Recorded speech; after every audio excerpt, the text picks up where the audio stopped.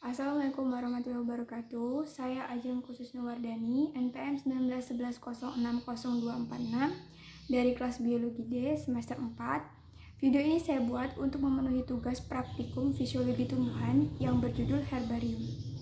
Sebelum kita praktikum, kita akan mengetahui dulu apa sih pengertian dari herbarium dan apa sih kegunaannya. Herbarium berasal dari kata hortus dan botanicus, artinya kebun botani. Jadi, herbarium juga bisa diartikan suatu koleksi spesimen, bisa berupa tumbuhan atau hewan yang diawetkan digunakan untuk penelitian. Herbarium ini ada yang kering dan juga ada yang basah. Selanjutnya, kita akan mengetahui apa sih kegunaan dari herbarium. Kegunaan herbarium diantaranya sebagai dokumentasi, sebagai referensi, sebagai pusat informasi di bidang penelitian dan ilmu pengetahuan, dan pengelolaan dan pemanfaat sumber daya hayati. Selanjutnya, video ini adalah video praktikum tumbuhan yang herbarium kering dan herbarium basah. Baiklah, sebelum kita memulai praktikum, saya di sini akan memberitahu judulnya terlebih dahulu. Di sini saya akan praktikum divisi Talopita atau tumbuhan talus.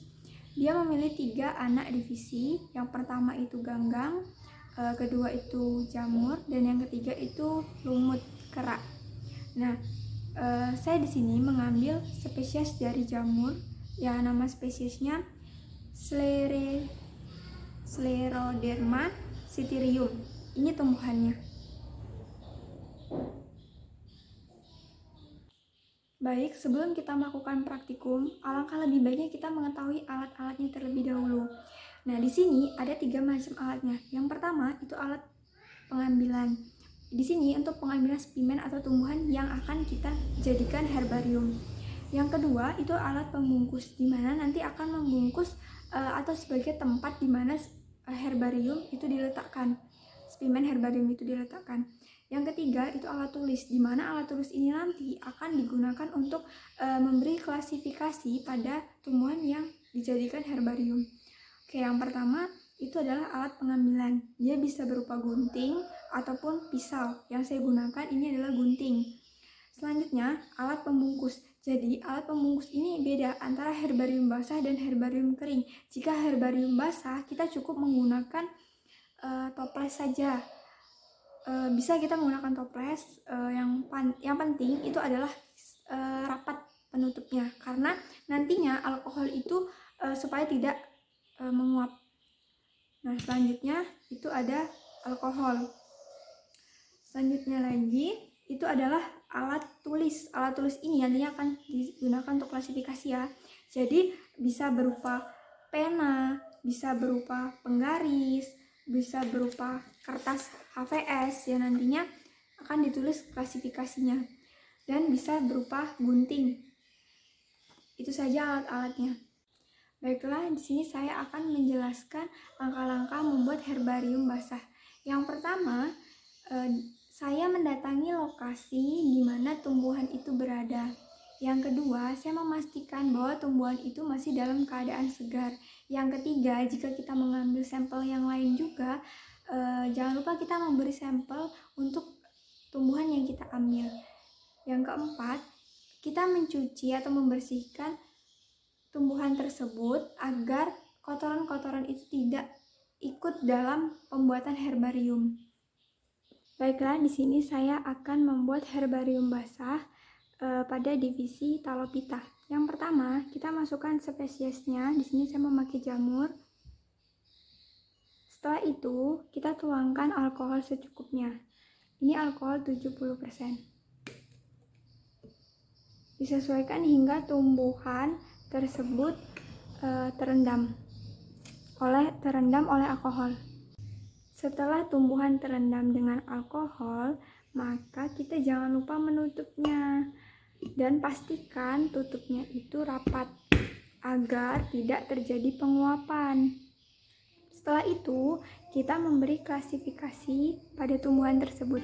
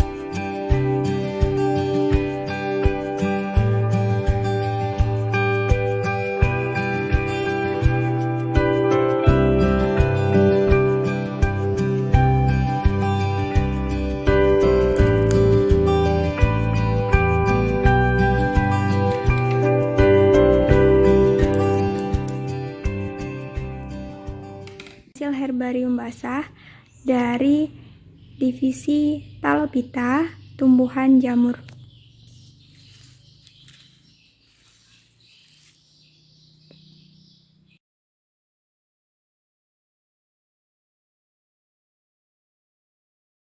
Sekian video praktikum pembuatan herbarium.